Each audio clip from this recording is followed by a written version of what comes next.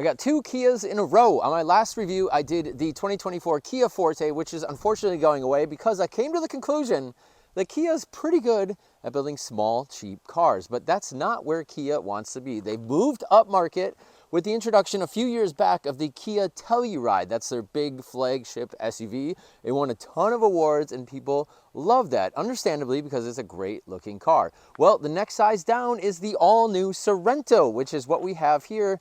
And this is also a great looking car. And for not too much money, you can start to get into one of these for $32,000.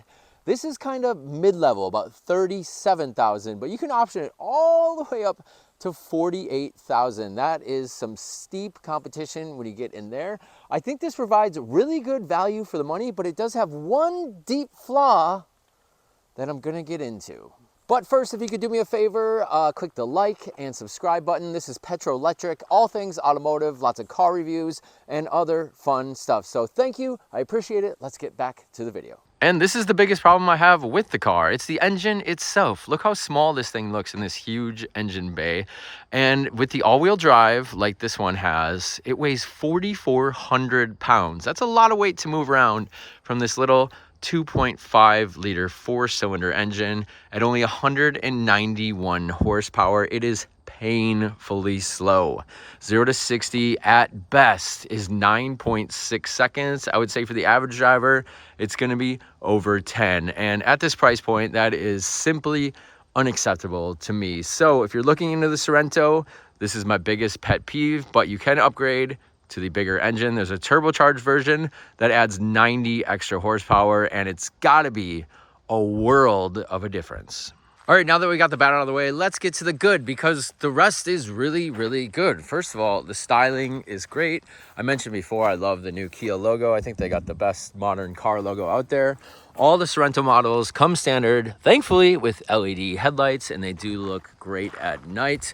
You got a kind of a faux metal look grille here, but Kia's design language now is really edgy, and I like it. They're taking chances. This has 18-inch wheels. Depending on the trim level, you can go anywhere from 17 to 20s. There's nice ground clearance. I think it's about 7 inches of ground clearance. If you upgrade to the X line, that's like their off-roady one, you get over 8 inches of ground clearance. But this is perfectly acceptable for anyone, and it's big, but it's not too big. I really like the size of this car. This is the all-wheel drive. You can see the 4X there. And overall, I just think it's a great looking, kind of cool car in a world where everything looks the same. This stands out just a little bit. A power liftgate is available. Unfortunately, not on this trim, so you still got to go old school and pop it at the very bottom. And in this car, you do have 3 rows. But unlike the Telluride, which gives you a nice cargo space behind that third row, there's not so much space in the Sorento. Just enough to probably put a carry-on suitcase sideways. If you put it vertical, it won't close. But you could get 2 of these in there and still shut the door. If you don't need that third row, pretty simple to drop these seats. You just pull these tabs here, it'll flick the headrest down, and you can push the seat, and it'll fold completely flat, which is nice, and will give you quite a decent sized cargo area after that. And down below, little secret storage and some tools that you'll hopefully never need. And there's a pretty slick system to access that third row. All you do is push this little button here, and it'll power actively push the seat up. Pretty neat. So you can slide the kids back there and then put the seat back in place. Climbing into that third row is easier said than done if you're anything over 5 feet.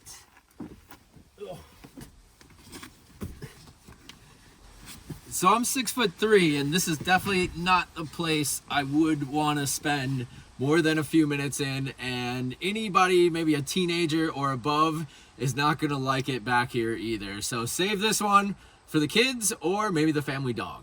Totally different story in the second row. Lots more room. I got plenty of space for my knees. Headroom is very good. Pockets for storage. I got cup holders in the door. If no one's in the center, you can put the armrest down, have some more cup holders there.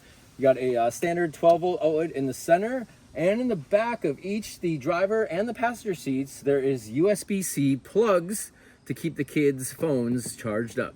And in the very front is where the oohs and ahs start to come in. It is a nice design, although maybe a little bit cheaper materials. They did put soft touch in all the right places. You got all your window and door switches, a really kind of cool handle here.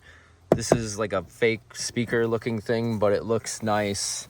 And of course, the screen. Everyone wants a big screen now. And in this price range, I think this is a pretty awesome option. I'm gonna turn the car on here so you can have a look at this thing. So it's technically two different screens. It's a 12-inch screen on the left and a 12-inch screen on the right.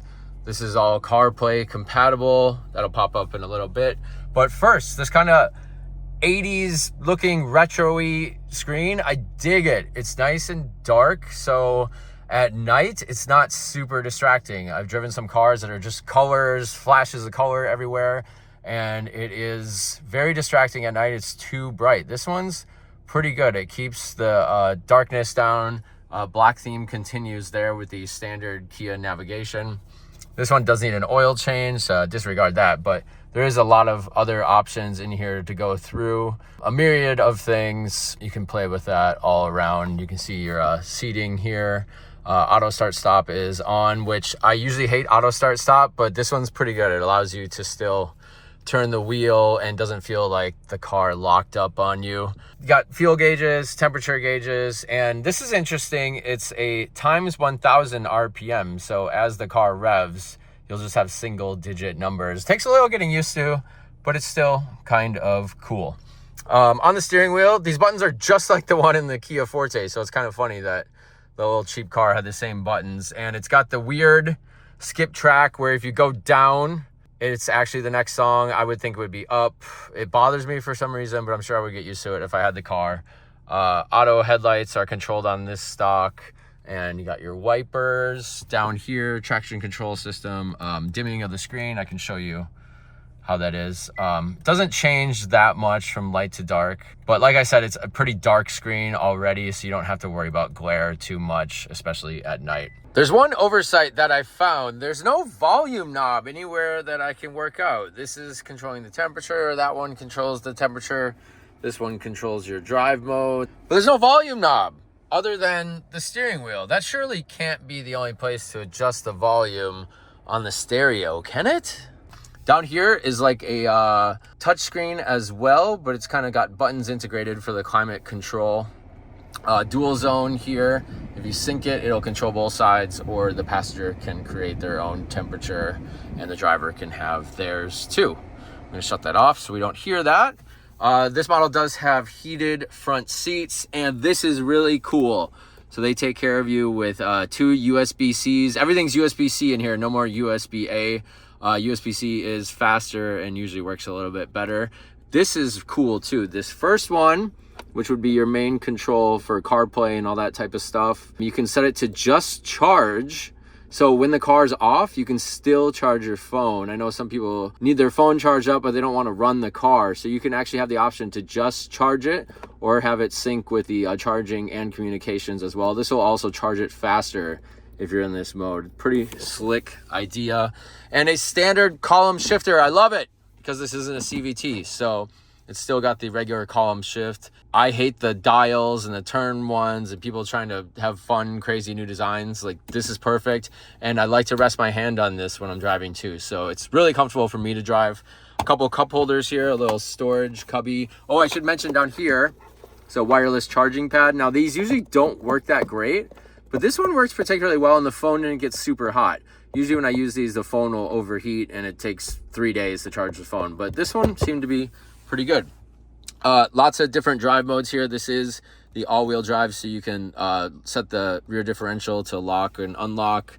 You have a normal, a snow, smart.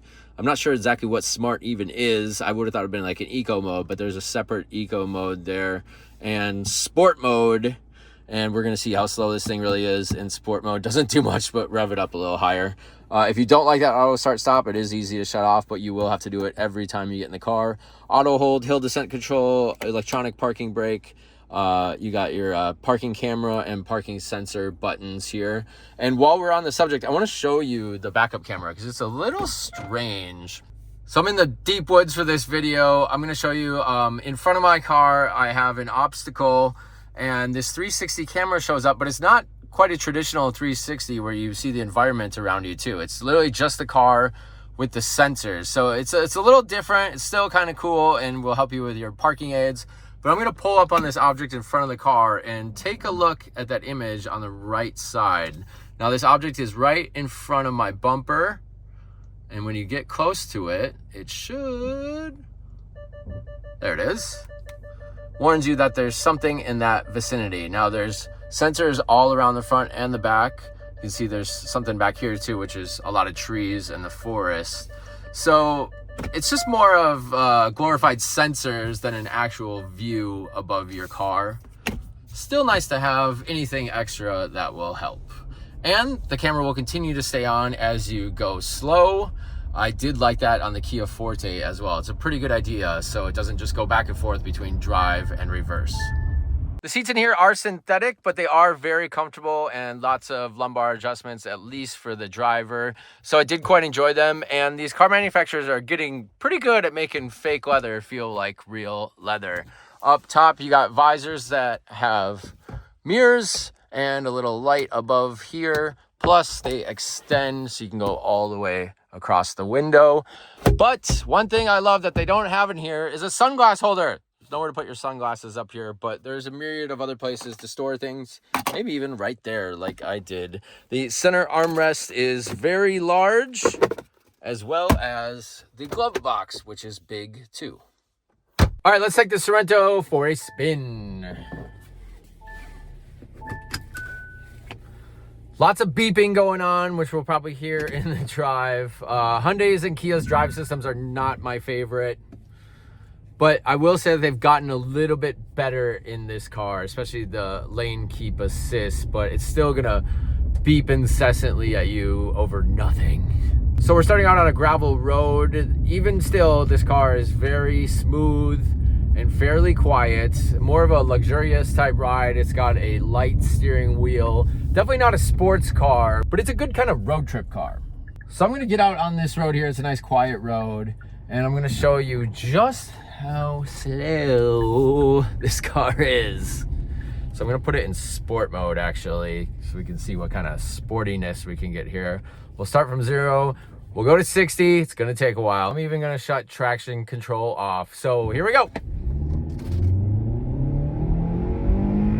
30, 40, 50, and finally 60. I just can't comprehend why they didn't put some more power into this thing, because it's utterly disappointing. Maybe it's just a ruse to get everyone to buy the turbocharged engine, because that adds 90 horsepower, which is significant. That's 50% more power than this thing has, and this thing needs it because it is really heavy, especially with this all-wheel drive setup. You're at about 4,400 pounds.